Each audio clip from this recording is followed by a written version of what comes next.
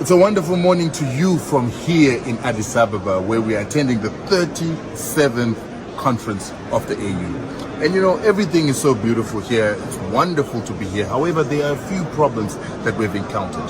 So first of all, let's tell you one of the problems that we encountered. We're trying to get an Africa that is saying part of the AU theme is to make it easier to move around the African continent. But coming here was so difficult. Getting into the country was even more difficult. We spent 4 hours at the airport trying to clear our papers, paying what was called a visa fee of $150. I don't think that facilitates easy movement of Africans, especially for... Yeah, so that was our brother, Rutundo. He's currently in Ethiopia. And then he was talking about the challenges that they are facing. They faced before they could even get to Ethiopia. They had to delay them for almost 4 hours before they could even get a visa to get to Ethiopia, and they had to pay almost $160, so he said. And just as he's saying, me myself, I just recently returned back from Ethiopia. I also had to go through that. But Ethiopia, I think the government of Ethiopia should realize that it is a new dawn for Africa. And then they should also learn from others, because other countries in Africa are opening up or are relaxing the borders for African citizens to visit other states. So the state of Ethiopia must also start to relax the visa situation in Ethiopia, because it is very difficult for African citizens to visit Ethiopia. I don't know why you have to pay a lot of money to go to Ethiopia. Ethiopia, which is supposed to be the political capital of Africa, because whether we like it or not, Ethiopia is our political capital. So Ethiopia should learn from other countries. I think in Africa, it is only 2 countries, Ethiopia and her neighbors, that are allowed to visit Ethiopia with visa free. I think Kenya, I stand to be corrected, but I think Kenya and Djibouti. Apart from those 2 countries, the rest of us, you have to pay a lot of money to visit Ethiopia. Ethiopia, that is supposed to be our political capital. The government of Ethiopia, please, you should do something about this visa fee thing. It is not the money that will take us somewhere, the visa money that we are taking. It is our collective unity that will make us prosperous nation as Africans. So please, the government of Ethiopia, the state of Ethiopia, do something about that. So yes, I thank you very much for coming around. I am your missionary brother Dobia Anzanse, and our mission is all about the unification of Africa. Our mission is all about the dignity of the African race. So please, if you appreciate what we are doing, please subscribe to our YouTube channel, and also follow us on Facebook, One Africa Mission. We intend to take this mission to all the 54 countries in Africa. That is our sole mission, to preach the gospel of a united Africa to the citizens of Africa. We intend to make it, to push the unity of Africa into the neck of the African, to the extent that any African citizen who does not support the unification of Africa will become irrelevant in Africa. That is our mission. Our mission is to push this unification of Africa to the extent that everybody will buy into the idea of united Africa, because it is only unity that can change the predicaments of Africa. It is only unity that can give us what we need as children of Africa. So please, if you appreciate what we are doing, if you support what we are doing, then please subscribe to our YouTube channel, One Africa Mission, and also follow us on Facebook, One Africa Mission. We are missionaries. We are on a mission. And our mission, as I said, is all about the unification of the African continent and the dignity of the African race. So please, I thank you very much. Let us go and watch the full video. Come back and analyze it, because he spoke a lot. So let us watch the full video first. It's a wonderful morning to you from here in Addis Ababa, where we are attending the 37th conference of the AU. And you know, everything is so beautiful here. It's wonderful to be here. However, there are a few problems that we've encountered. So first of all, let's tell you one of the problems that we encountered. We're trying to get an Africa that is saying part of the AU theme is to make it easier to move around the African continent. But coming here was so difficult. Getting into the country was even more difficult. We spent 4 hours at the airport trying to clear our papers, paying what was called a visa fee of $150. I don't think that facilitates easy movement of Africans, especially for Africans that don't have money. Then the second issue is the issue of the country. We're a family of African states that are trying to come together as one so that we can begin to deal with our problems at conferences like this. But 6 African countries are not there. So we've got Guinea, Gabon, Niger, Mali, Sudan, and there is one more country, Burkina Faso, that are not here. These are part of the African nation, part of the body of the African nation that have actually began to fight the continuation of colonialism in French colonies to free themselves. We believe that those are fights for independence, but they've been suspended because of allegedly undertaking coups. But a lot of us Africans look at these people as freeing themselves from the continuation of colonialism pact with France. And so that's why we don't understand why they're not here, why they're not sitting with other African leaders to deal with African problems in the African family. But what is ironic is we've got French people sitting here, Italians, Americans, the British, our former colonizers sitting in our meetings, but we've got African leaders that have freed themselves from France-Afrique, not present here.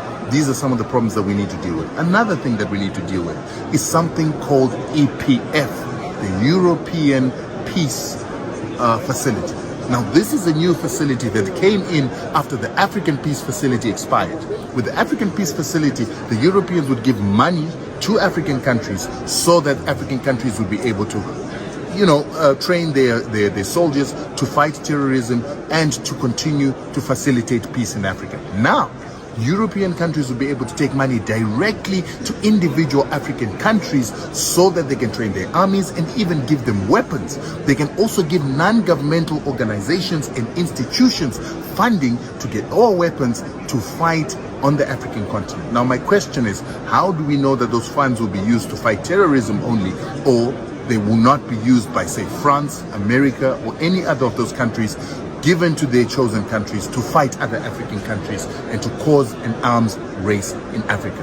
These are the kind of issues we need to deal with at these kind of conferences. But as long as they're keeping out other African countries, as long as they're taking money from the European Union, as long as they're taking weapons from European countries that do not like certain. Yeah, so he spoke about how difficult it was for them to go to get into Ethiopia.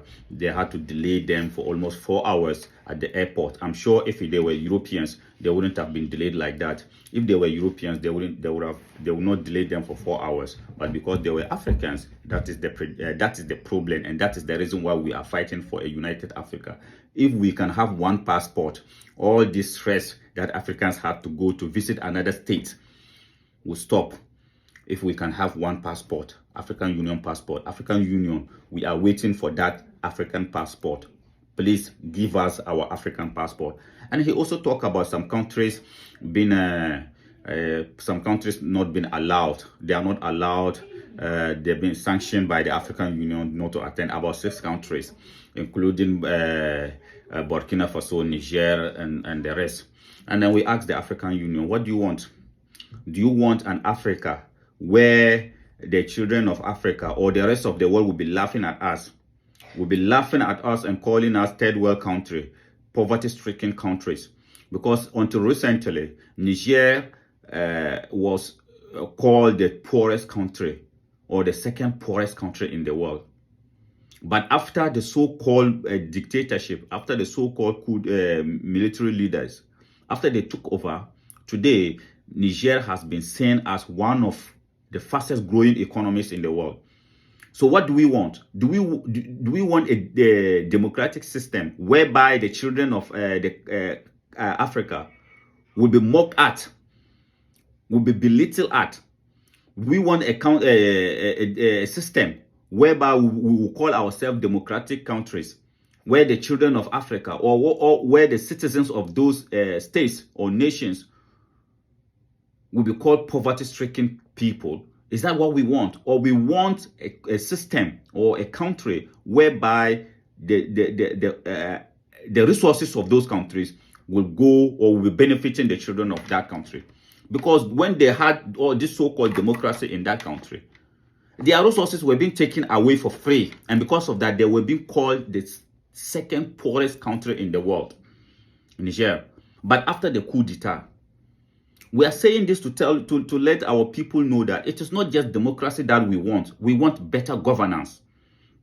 No matter who is going to give us the better governance, it's what we want. It is not just about democracy, whereby the Western world will come, the Western criminals, the colonial criminals, whom you allowed to come to the African Union summit. Can you just imagine? You deny your own people to attend the summit, and yet you allow those criminals who have been taking our resources for free and be calling us third world countries, poverty-stricken countries, calling Niger the second most poorest country in the world. You allow them to attend, even though they are the ones making our continent poor. You allow them to attend the summit. Yet those countries who took it upon themselves to liberate their countries, to free their countries from these colonial criminals, you tell them to sit down because they are not democratic.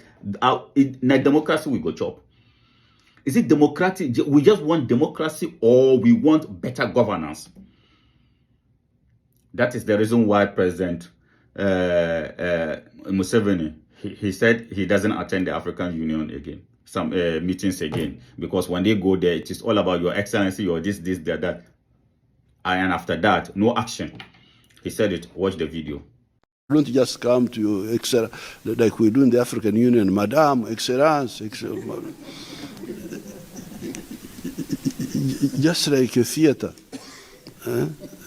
That's why I don't attend those African Union meetings anymore. I don't have time for. So all these traitors have now collapsed. People in Mali, people in Burkina Faso use the failure of neo-colonialism to build now real African freedom. Yes, so that was it. It's a bit funny. Yes, so yes, it is about time the African Union realized that it is not just democracy that we want, because democracy, to the extent sometimes, is hypocrisy.